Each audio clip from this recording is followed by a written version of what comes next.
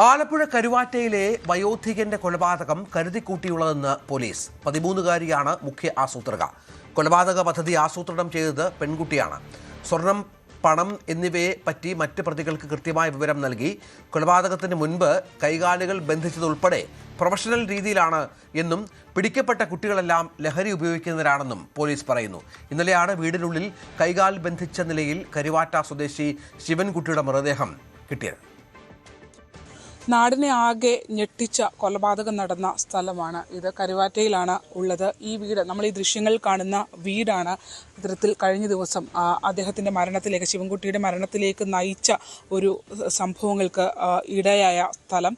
ഈ വീടിൻ്റെ പിൻഭാഗത്തു കൂടിയാണ് ഈ കുട്ടി അടുത്ത ബന്ധുവായ, അതായത് കൊല്ലപ്പെട്ടയാളുടെ അടുത്ത ബന്ധു ഉൾപ്പെടെയുള്ളവർ വീട്ടിലേക്ക് കയറുന്നത്. ഇന്നലെയോടുകൂടിയാണ് എല്ലാവരും അറിയുന്നത് ഇങ്ങനൊരു സംഭവം ഇവിടെ ഉണ്ടായിട്ടുണ്ട് എന്നുള്ളത്. അതായത് അടുത്ത ബന്ധുവായ ഈ കേസിലെ പ്രതി ചേർക്കപ്പെട്ട വ്യക്തി ആയ കുട്ടി വന്ന് ആണ് ഇവിടെ ഈ വാതിൽ തുറക്കുന്നില്ല എന്നുള്ളത് നാട്ടുകാരെ അറിയിക്കുന്നത്.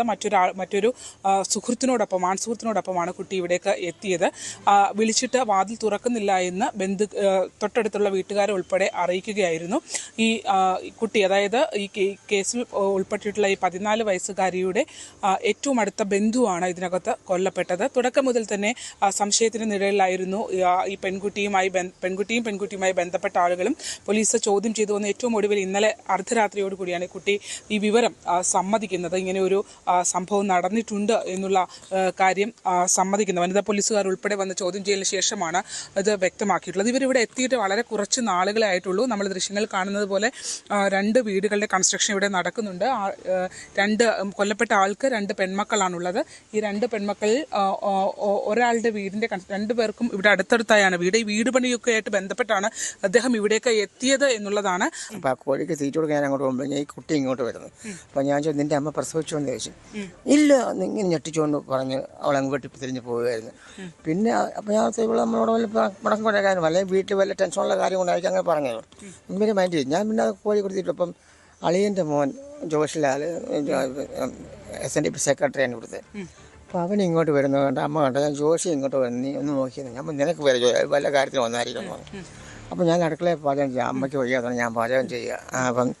അപ്പം ഞാൻ പാചകം ഇട്ടു. ഇപ്പോൾ ഇവൻ വന്ന് പുറകെ 1-2 പേരും. അപ്പം ഞാൻ നോക്കിയപ്പോൾ 2-3 പേര് വരുന്നു, ഇവിടുത്തെ ജോലിക്കാരും ഒക്കെ വരുന്നു. അപ്പോൾ ഏതോ സംതിങ് അവിടെ ഉണ്ട് എന്ന് എനിക്ക് മനസ്സിലായി. അല്ല, അപ്പം ഈ കുട്ടിയാണോ നിങ്ങളോടൊക്കെ പറയുന്നത് അകത്ത് വാതിൽ തുറക്കുന്നില്ല? കിഴക്കാരെ ചെന്ന് പറയുന്നു. അവിടെയാണ് ചെന്ന് കുട്ടി പറയുന്നത്. അവളോട് ഞാൻ ചോദിച്ചു, നിൻ്റെ അമ്മ പ്രസവിച്ചത് ഇല്ലെന്ന് പറഞ്ഞു. അത് ഞങ്ങൾ അങ്ങോട്ടും ഇങ്ങോട്ടും ഫോണും കൊണ്ട് നടക്കുന്നേ ഉള്ളൂ. വന്നതും ആ പെൺകുട്ടി ഒറ്റയ്ക്കാണോ? ഒറ്റയ്ക്കായിരുന്നു വന്നത്. അപ്പം ഞങ്ങൾ കഥ വന്നു, അകത്ത് കയറി. ജോഷി അകത്ത് കയറുന്നു, പുറകെ ഞാൻ കയറി. അപ്പോൾ ഈ ഡെഡ് ബോഡി ഇങ്ങനെ വളഞ്ഞുകൂടി ചെമ്മീൻ പോലെ കിടക്കുന്നു. അപ്പോൾ ഈ കൈ 2 കൂടെ ഇങ്ങനെ കെട്ടിയിട്ട് ആ കൈക്ക് ഇപ്പോട്ടും മുട്ടയെ കൊണ്ടുപോകും, കാലിൻ്റെ മുട്ടയെ കൊണ്ടുപോകും. മുട്ടിനടിയിൽ കൂടെ ഈ കയറെടുത്തിട്ട്, ഈ ഇതിലുള്ള കയർ തന്നെ എടുത്തിട്ട് ചുറ്റിക്കെട്ടിട്ട് ആ കയർ വീണ്ടും മേലോട്ട് കൊണ്ടുവന്ന് പെടലേക്ക് ചുറ്റിയിരിക്കുകയായിരുന്നു. അതായത് ഒരു ചെമ്മീൻ വളഞ്ഞുകൂടുമ്പോൾ എങ്ങനെയുണ്ടോ ആ രീതിയിലായിരുന്നു ആ ഡെഡ് ബോഡി കണ്ടത്. അപ്പോൾ വായിന്ന് മൂക്കിൽ നിന്നൊക്കെ ബ്ലഡ് വരുന്നുണ്ടായിരുന്നു കുറേശ്ശെ. ഇത്രയും ഞാൻ കണ്ടതാണ്. അപ്പോൾ ആ സമയത്ത്, ഇത് കാണുന്ന സമയത്തൊക്കെ ഈ കുട്ടിയും ഇവിടെ ഉണ്ട്. കുട്ടി ഇപ്പോൾ പരിസരത്തിൽ അവൾ അങ്ങനെ ആരോഗ്യമായിട്ടേ സംസാരിക്കുന്നുണ്ട്, ഫോണിൽ സംസാരിക്കുന്നു. അത് ആരെ എന്താ നമുക്ക്, അവൾ ഈ ഓടെ നടന്നുകൊണ്ട് തെക്കോട്ട് മുടക്കം നടന്നുകൊണ്ടെങ്കിൽ സംസാരിക്കുന്നുണ്ട്. അവൾ ഇങ്ങോട്ട് വന്നില്ല ഞങ്ങൾ കയറുന്ന സമയത്തൊന്നും. പിന്നെ കുറേ കഴിഞ്ഞ് പോലീസുകാരൊക്കെ വന്നപ്പോൾ അവൾ വിളിപ്പിച്ചപ്പോൾ ഇവിടെ വന്നായിരുന്നു.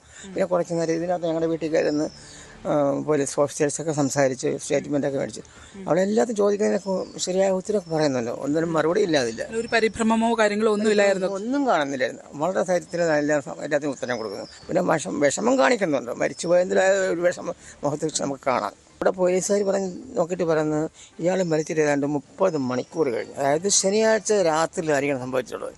ശനിയാഴ്ച രാവിലെ ഈ മനുഷ്യനെ ഞാനിവിടെ ഈ വീട്ടിൻ്റെ ഭാഗത്ത് വെച്ച് കണ്ട്.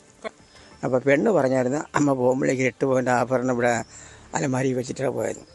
അപ്പോൾ അത് ഇവളെ കൂട്ടുകാരോട് പറഞ്ഞു കാണും.